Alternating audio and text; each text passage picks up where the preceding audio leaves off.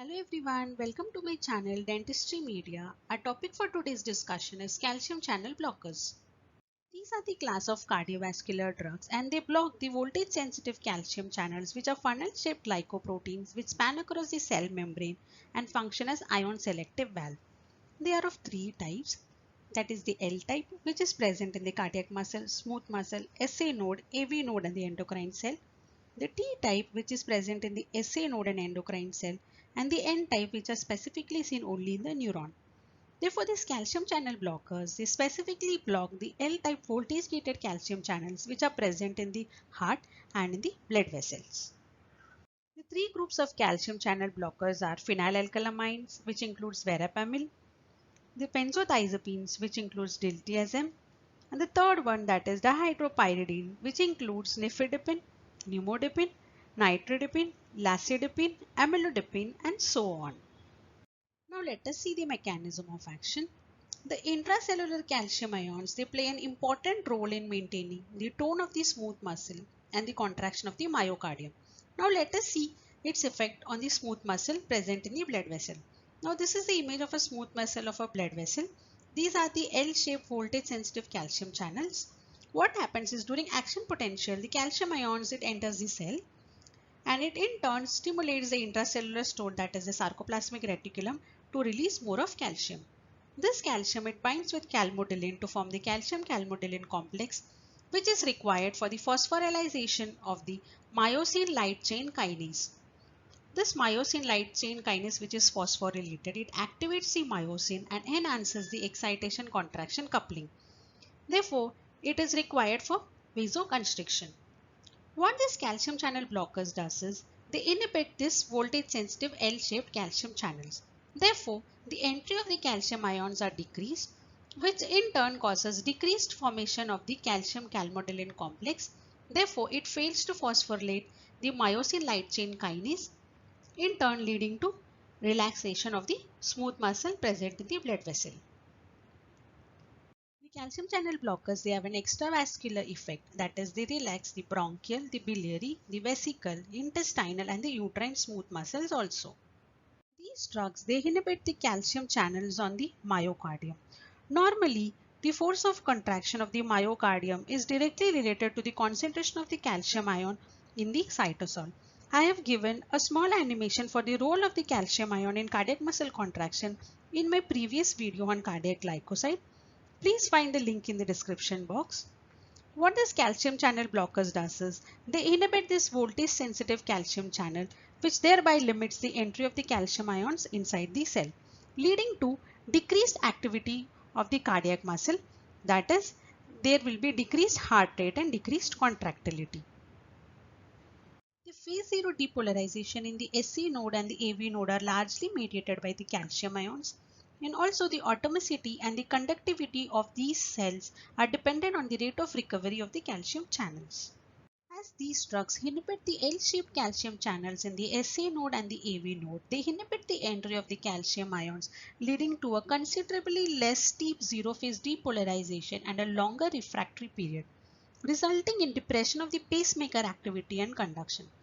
Therefore, these calcium channel blockers, they have a negative chronotropic, inotropic and bromotropic action. Now let us see the individual drug groups. Under phenylalkylamines, verapamil, it has a significant vasodilatation effect and it has a direct cardiac depressant action. Therefore, the heart rate is reduced and it also depresses the conduction to the atrioventricular node, but the cardiac output is not decreased due to reflex sympathetic stimulation.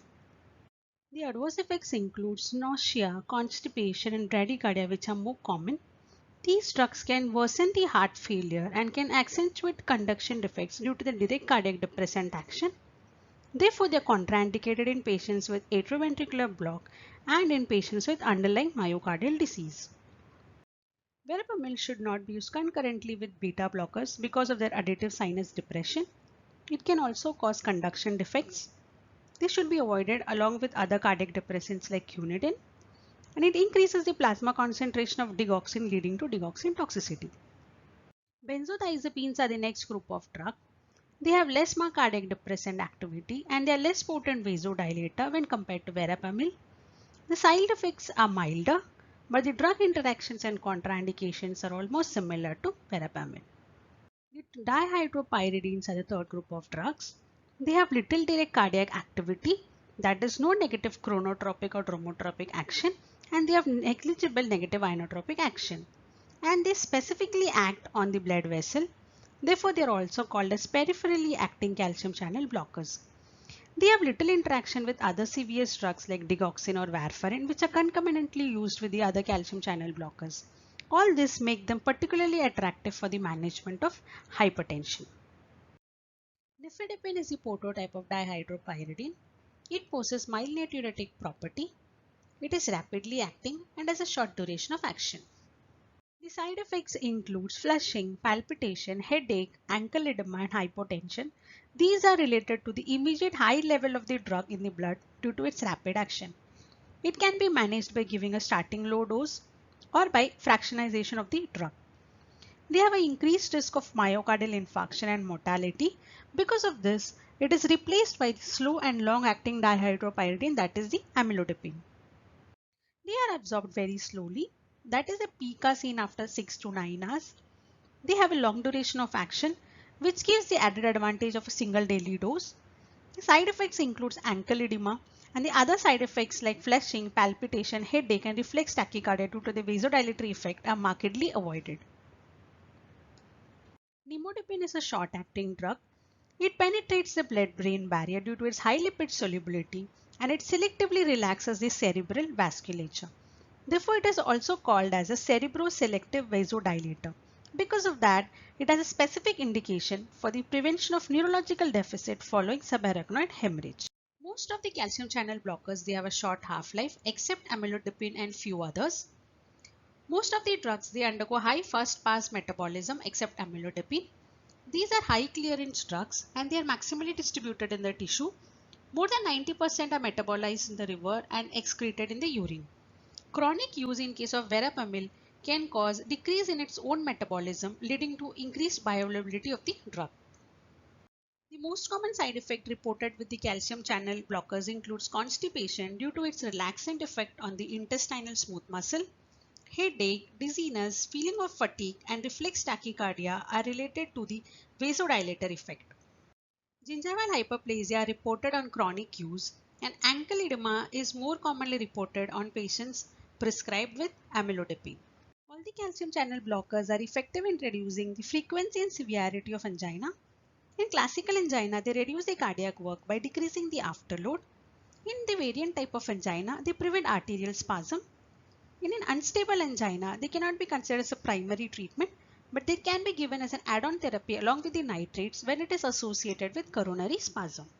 The calcium channel blockers are considered as the first line of drug in the management of hypertension. They lower the blood pressure by reducing the peripheral resistance without compromising the cardiac output. All the three subgroups are equally efficacious, but the long-acting dihydropyridine, that is amlodipine, is commonly used. Their advantages includes no impairment of physical or mental work capacity, doesn't cause sedation, and it has no deleterious effect on the plasma lipid profile, uric acid or the electrolyte balance. They do not impair the renal perfusion and they are not contraindicated during pregnancy and they do not affect the male sexual function. Verapamil and diltiazem can control the ventricular rate.